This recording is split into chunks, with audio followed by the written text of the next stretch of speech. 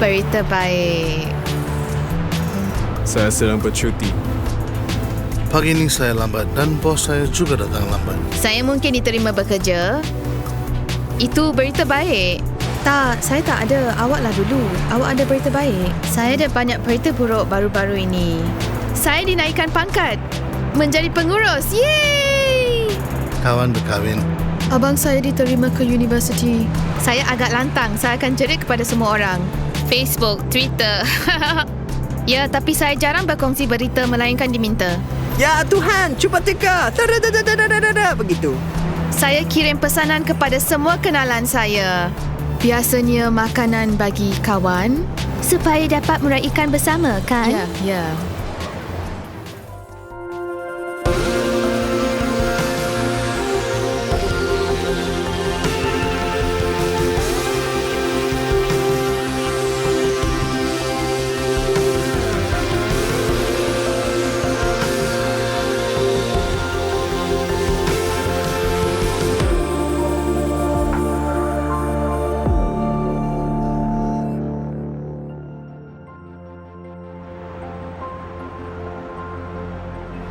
Sudahkah anda beritahu orang lain anda menyertai Alpha?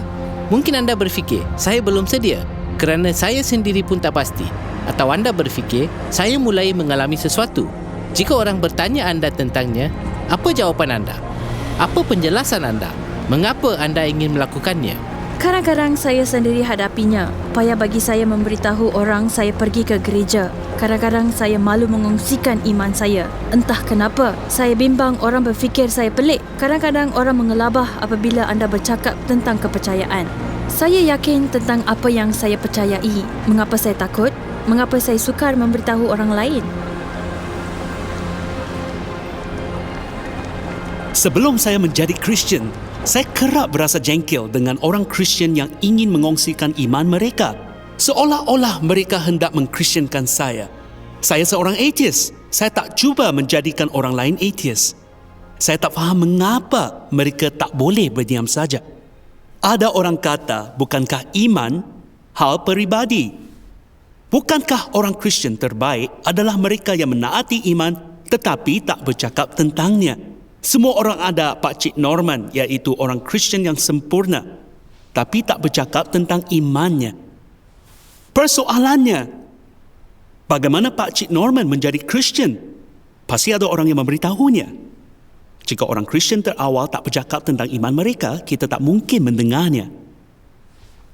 Mengapakah kita harus beritahu orang lain tentang Yesus? Pertama, sebab Yesus mengarahkannya. Perkataan pergilah muncul 1514 kali dalam Alkitab. Yesus kerap berkata kepada muridnya, pergilah beritakanlah, pergilah undanglah, pergilah jadikanlah semua bangsa muridku. Dia berkata, saya datang supaya mereka mempunyai hidup dan mempunyainya dalam segala kelimpahan. Sebarkan Injil kepada setiap insan. Kemudian keperluan orang lain di luar. Kita dimestikan memberitahu orang bahawa Yesus memberikan kedamaian, sukacita, memenuhi hati kita dengan kasih sayang, membawa makna, maklumat hidup, pengampunan dan kehidupan kekal. Ia menakjubkan jika anda menjumpai air atau oasis di gurun, anda pentingkan diri sendiri jika menikmatinya tanpa memberitahu kawan-kawan. Anda pasti mahu memberitahu mereka, tengok, saya jumpa air. Kita juga pasti mahu memberitahu orang, kami dah jumpa Yesus. Ia juga berita yang baik. Perkataan Injil bermaksud berita baik.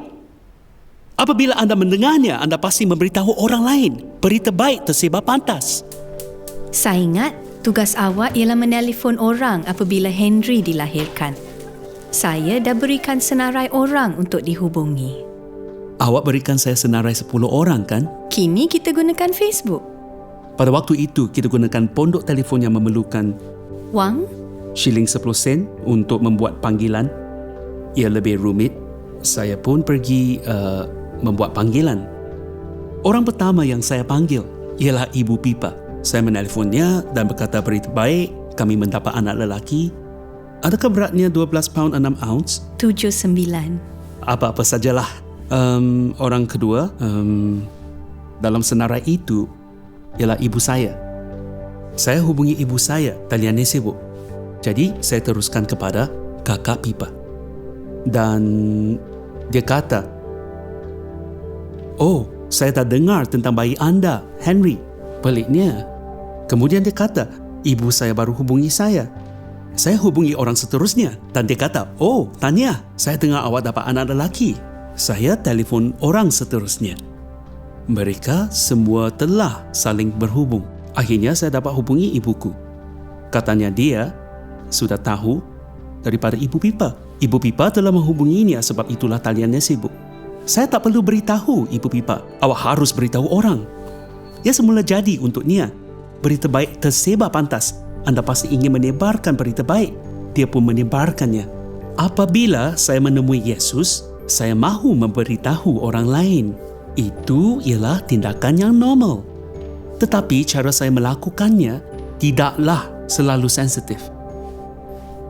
Saya masih ingat selepas menemui Yesus, saya ke parti dan berkobar-kobar ingin memberitahu orang pertama yang saya temui tentang Yesus. Kebetulan kenalan pertama yang saya jumpai ialah Pipa di tempat menari. Saya berfikir, baik, saya akan beritahu dia tentang Yesus. Sejak 10 hari menjadi Kristian, saya telah pergi ke ceramah penginjilan. Mereka kata, jika anda ingin menceritakan tentang Yesus, kamu harus yakinkan mereka perlukan Yesus. Saya berfikir, saya harus yakinkan bahawa dia perlukan Yesus. Saya pun pergi ke ruang tarian. Saya tak mahu membuang masa berborak kosong. Saya pun kata, "Hello Pipa, awak nampak teruk. Awak benar-benar perlukan Yesus." Itu ialah ketidakpekaan. Saya fikir jika saya teruskannya, lambat laun saya akan terluka. Saya beralih daripada ketidakpekaan kepada ketakutan, sehingga takut menyebut nama Yesus. Saya sudah lama mencari jalan untuk mengkhabarkan iman dalam cara yang tidak melibatkan ketidakpekaan atau ketakutan. Kita harus sedar bahawa memberitahu orang lain tentang Yesus timbul secara semula jadi daripada hubungan kita dengan Allah, dan motivasi kita adalah untuk mengasihi Allah dan orang lain. Salah satu cara menghabarkannya tanpa ketidakpekaan ialah kehadiran kita di dunia. Yesus berkata, "Kamu adalah garam dunia, kamu adalah terang dunia. Hendaklah terangmu bercahaya di depan orang, supaya mereka melihat perbuatanmu yang baik dan memuliakan Bapamu yang di syurga." Kakak saya bakal berkahwin. Dia mengikuti kursus pra-perkahwinan di gereja dan dia berkata, "Julia, awak nak ikuti saya ke gereja Ahad nanti? Lagipun saya akan ke sana." Saya terkial-kial dengan iman saya. Saya mencari jawapan, tapi saya mencari di tempat yang salah. Saya fikir, baiklah, saya akan ke gereja. Saya didoakan dan merasakan kedamaian seakan-akan sudah pulang. Kebetulan pula Alpha akan bermula pada hari Rabu depan. Saya pun menyertai Alpha. Ia bukan perjalanan yang pantas.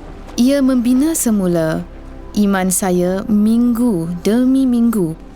Rasanya semua yang saya tahu tentang Allah beralih dari kepala ke hati saya. Beberapa tahun lalu, saya mendengar tentang ceramah pemerdagangan manusia dan tak tahu apa-apa tentangnya. Tak sedar bahawa pembelian dan penjualan manusia wujud. Secara serta-merta saya rasa terkejut. Kenapa saya tak tahu? Sebagai orang terpelajar, kenapa saya tak tahu? Jadi, saya pun berkata kepada Allah, "Okey, apa yang boleh saya lakukan? Apa tindakan yang wajar?" Memendekkan cerita, saya mengumpulkan sekumpulan orang yang ingin menjadi wanita terpantas yang mengayuh menyeberangi lautan Atlantik, menjejak semula jalan perdagangan hamba rentas Atlantik dan menjadi suara bagi ramai orang yang tiada suara masa ini. Kami bertanding dengan 17 pasukan lain. Kami satu-satunya pasukan wanita. Kami bermula dengan ombak setinggi 50 kaki, saiz rumah. Kalaulah kami tahu apa yang akan menimpa, kami pasti melarikan diri. Kami mabuk laut, kehilangan 1/3 daripada bekalan makanan. Semuanya rosak dan banyak benda yang gagal. Mendayung 12 jam sehari berganti-ganti setiap 2 jam adalah amat sukar. Pertempuran mental sepanjang 3,000 batu agak keterlaluan. Saya rasa jika saya tiada tujuan mendayung, saya akan berputus asa.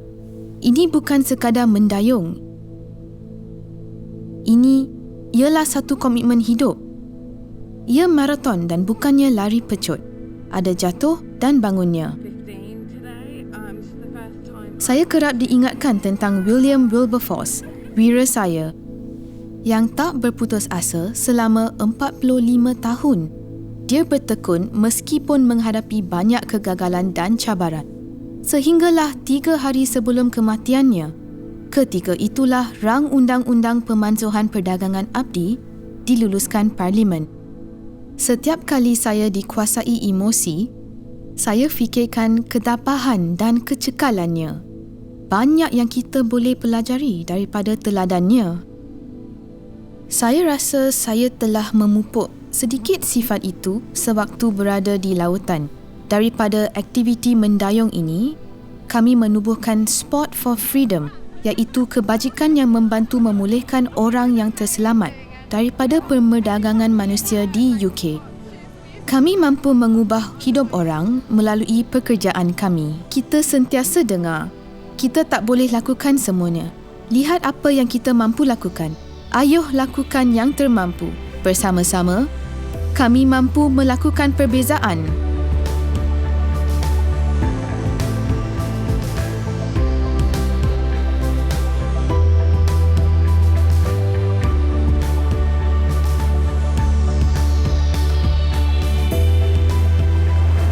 Nelson Mandela berkata, sejarah tidak dibuat oleh raja dan jeneral tetapi oleh orang ramai. Yesus memanggil kita untuk berpengaruh luas. Oleh itu, kita perlu melibatkan diri di dunia dan bukannya menyisihkan diri. Ya, Yesus berkata kita harus menjadi garam dan terang. Garam memberikan perisa, tapi di dunia purba, ia adalah pengawet, menghalang daging daripada rosak. Sebagai orang Kristian, kita harus menghalang masyarakat daripada rosak. Yesus berkata, kamu adalah terang. Kita menjadi terang dunia dengan beramal melalui setiap kelakuan sebagai Kristian. Tindakan anda terhadap kelaparan, ketunawismaan, kemiskinan dan ketakdilan dunia. Martin Luther King berkata, kegelapan tidak mampu mengusir kegelapan, hanya terang mampu. Kebencian tidak mampu mengusir kebencian, hanya kasih mampu. Kita dipanggil untuk berada di tempat kerja, komuniti, menjadi garam dan terang, menunjukkan kebaikan kepada orang lain. Gaya hidup kita amat bermakna. Nama saya Ugo Monye, bekas pemain rugby. Saya pernah bermain untuk pasukan Harlequins di London dan England dalam British and Irish Lions. Kini saya seorang pengulas. Saya beralih daripada bermain rugby kepada bercakap tentangnya.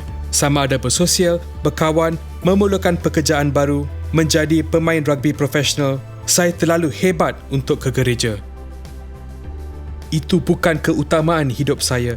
Saya mengetepikannya dan perkara lain menggantikan peranan Allah dalam hidup saya. Itulah kisah saya. Ia mula berubah setelah saya mula bermain rugby. Ia menjadi tumpuan utama apabila hidup saya sudah mulai stabil. Agak aneh, sebelum setiap permainan, setiap pemain ada ritual sendiri. Ada yang memakai stokin kanan dahulu atau menjadi orang terakhir meninggalkan tempat menyalin pakaian. Saya selalu menelefon dan berdoa sebelum ke padang. Bagi saya, ia lebih penting daripada semua latihan sebelumnya. Kami mempunyai perlawanan penting melawan pesaing utama, London Wasps. Saya tulis pesanan ini di bawah baju saya. Saya berjaya mendapatkan mata untuk Harlequins, iaitu pasukan saya. Saya mengangkat baju dan menunjukkan pesanan, "Terima kasih, Yesus." Tiada sesiapa ternampaknya selain penonton di hadapan saya. Teman sepasukan saya tak melihatnya. Sehinggalah gambar itu mula disebarkan dalam akhbar dan internet, barulah mereka berkata, "Ugo, apa benda itu?" Mereka tak faham. Ada juga yang bimbang. Mereka bertanya, "Awak tak apa-apa? Kenapa awak perlukan Yesus? Apa maksud dia? Adakah awak ahli kultus sekarang?" Pelbagai soalan aneh diajukan. Saya gembira itu menjadi topik. Ya, hebat. Saya mula memberitahu mereka sebab saya melakukannya dan juga perasaan saya. Inilah berita terbaik saya. Dan saya ingin dunia turut mengetahuinya. Ia hanya perbualan. bukan memaksa orang menerimanya tapi sekadar mengabarkan berita baik. Saya suka ke gereja. Saya mengasihi Allah kerana inilah yang Dia lakukan untuk saya. Jika awak ingin menyertainya, ia cuma satu perbualan. Jika mereka mempercayai anda dan melihat keikhlasan anda, mungkin mereka mahukannya juga. Sekarang saya mengulas tentang rugby. Semasa melakukannya, saya haruslah berasa teruja kerana saya bercakap kepada orang di rumah. Jika saya tak teruja tentang rugby, penonton di rumah juga pasti tak teruja. Begitu juga dengan iman Kristian. Semasa bercakap tentangnya, jika saya tidak teruja, ya, boleh tahanlah. Mereka hidangkan teh yang sedap dan ceramahnya agak baik. Tiada orang akan datang ke gereja. Tapi jika saya benar-benar teruja, mereka pun akan teruja. Mereka mungkin mahu memahami dan mengalaminya. Berterus terang dan jadilah jujur. Ceritakan pengalaman anda. Jangan membuat tanggapan. Jika anda teruja, tunjukkan kepada mereka. Menjadi terang dunia bukan saja melibatkan gaya hidup kita, malah juga kata-kata kita. Pada satu masa, keluarga, kawan dan rakan sekerja kita mungkin bertanya tentang iman kita. Bila berpeluang mengongsikan iman, apa harus dilakukan? Paulus ke Tesalonika dan berbincang, menyatakan dan menunjukkan bahawa Kristus mati dan kemudian bangkit semula. Beberapa orang di situ percaya. Kita tak selalunya tahu cara menjawab soalan orang, tapi kita boleh menunjukkan mereka arah yang betul. Keyakinan dan tekanan adalah berbeza. Ada orang yang akan lari jika rasa tertekan untuk melakukan sesuatu. Kesan tekanan berbeza daripada keyakinan. Paulus berkata, kami berusaha meyakinkan orang ini kerana ia adalah berita baik. Kristian terawal menggunakan keyakinan sebagai penjelasan iman mereka. Kata Petrus, sentiasa bersedia memberikan jawapan kepada orang yang bertanyakan asas harapanmu dan jawab dengan lembut dan hormat. Selain bersedia menjawab, kita perlu bersedia mendengar, memahami kisah mereka dan menghormati pendapat serta nilai mereka. Intipati memberitahu orang lain adalah pengkabaran berita baik tentang Yesus, iaitu memberitahu orang tentang Yesus. Itulah yang kami lakukan di Alpha. Terdapat kepelbagaian cara untuk melakukannya. Demikian juga dalam Perjanjian Baru. Cara termudah adalah mengatakan datang dan lihat. Itulah yang Yesus katakan. Dia kata datang dan lihat.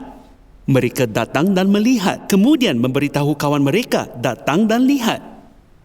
Ini mungkin salah satu sebab anda berada di sini. Seorang kawan, ahli keluarga atau rakan sekerja mengajak anda datang dan lihat. Kita semua boleh melakukannya. Albert McMakin adalah seorang petani.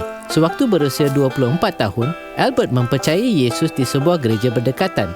Dia amat teruja dan bersemangat sehingga memenuhi trak dengan kawan untuk kekebaktian seterusnya demi mendengar Injil sepertinya. Ada seorang remaja yang Albert ingin bawa ke gereja. Akan tetapi, dia amat suka dipujuk. Dia sibuk dilamun cinta dengan ramai gadis. Dia memang tidak tertarik dengan agama Kristian. Tapi Albert McMakin mempunyai satu idea. Dia berjaya meyakinkan lelaki itu datang ke gereja sebagai pemandu trak. Setibanya di sana, tetamu Albert ini masuk dan terpesona dengan apa yang didengar. Dia pergi berulang kali sehinggalah pada satu malam, dia pergi ke hadapan untuk berdoa dan menyerahkan hidupnya kepada Yesus Kristus. Itu adalah tahun 1934. Sejak itu, tetamu Albert ini telah bercakap kepada lebih daripada 210 juta orang tentang iman Kristian, lebih daripada orang lain dalam sejarah. Dia telah menjadi kawan dan tempat mengadu kepada 10 Presiden Amerika dan bercakap tentang Yesus kepada setengah daripada populasi dunia melalui radio dan TV. Namanya ialah Billy Graham.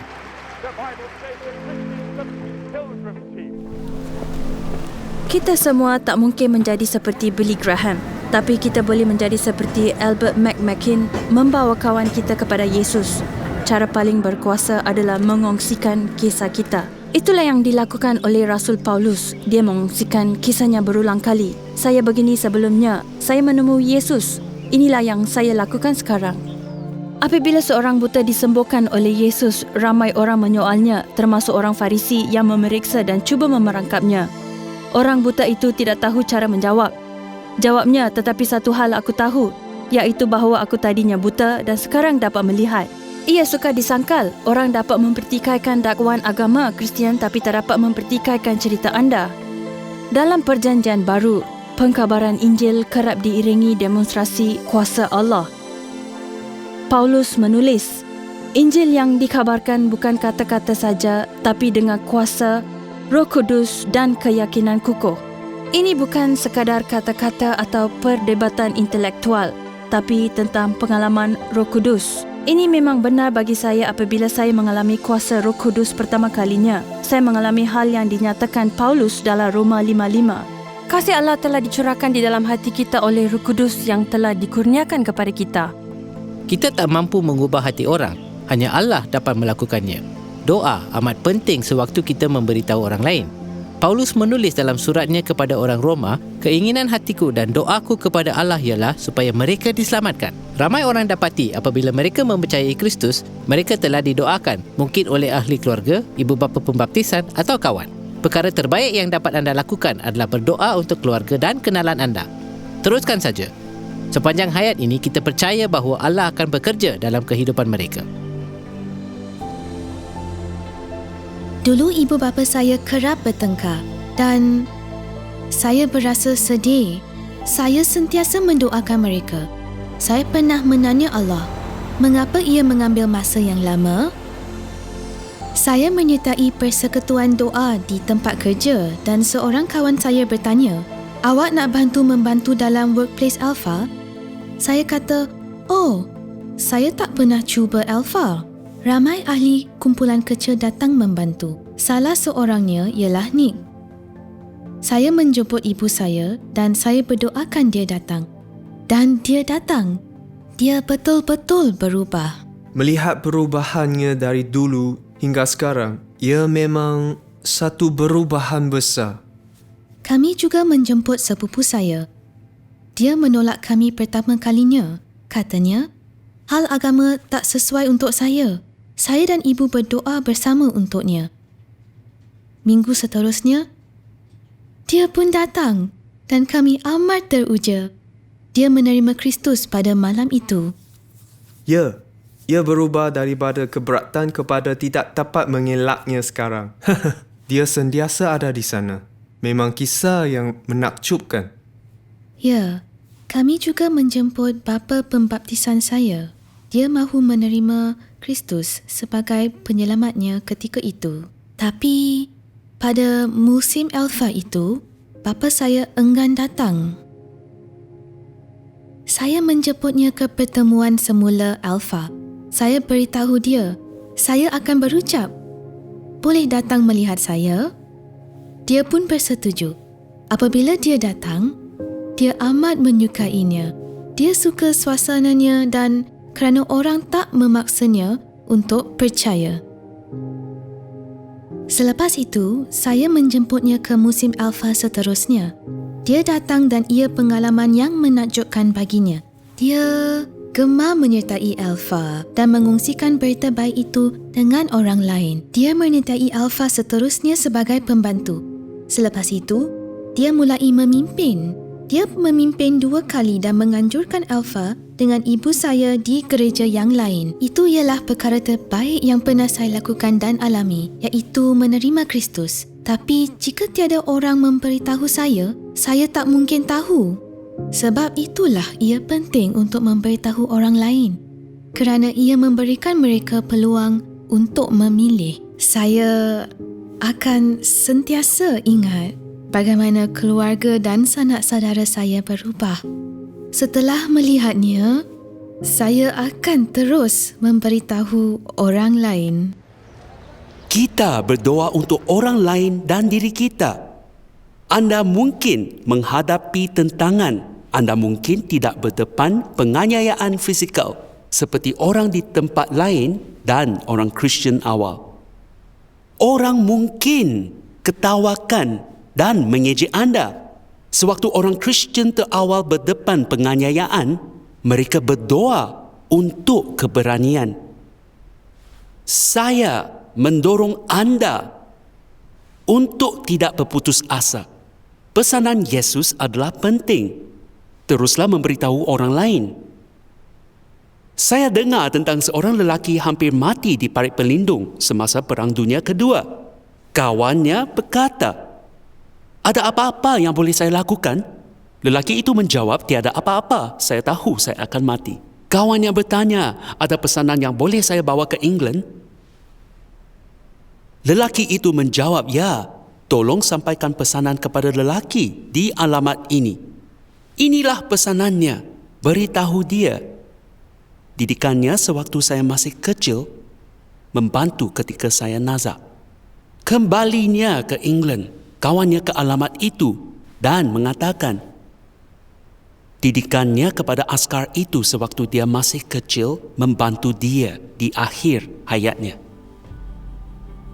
Lelaki itu berkata, "Maafkan saya Allah. Saya dah lama berhenti mengajar sekolah minggu kerana saya berfikir ia tiada kesan. Setiap kali anda memberitahu orang tentang Yesus, ia berkesan kerana Injil adalah kuasa Allah. Kadang-kadang anda mungkin kecewa, kadang-kadang saya kecewa kerana berfikir orang lain tak berminat, tapi anda tak tahu apa yang terjadi dalam hidup mereka. Jika anda pernah mengalami Yesus, teruskan memberitahu orang. Ini akan memberikan anda kesempatan luar biasa melihat orang menemui iman. Tiada perkara yang membuat perbezaan yang lebih besar dalam hidup orang daripada menemui Yesus Kristus.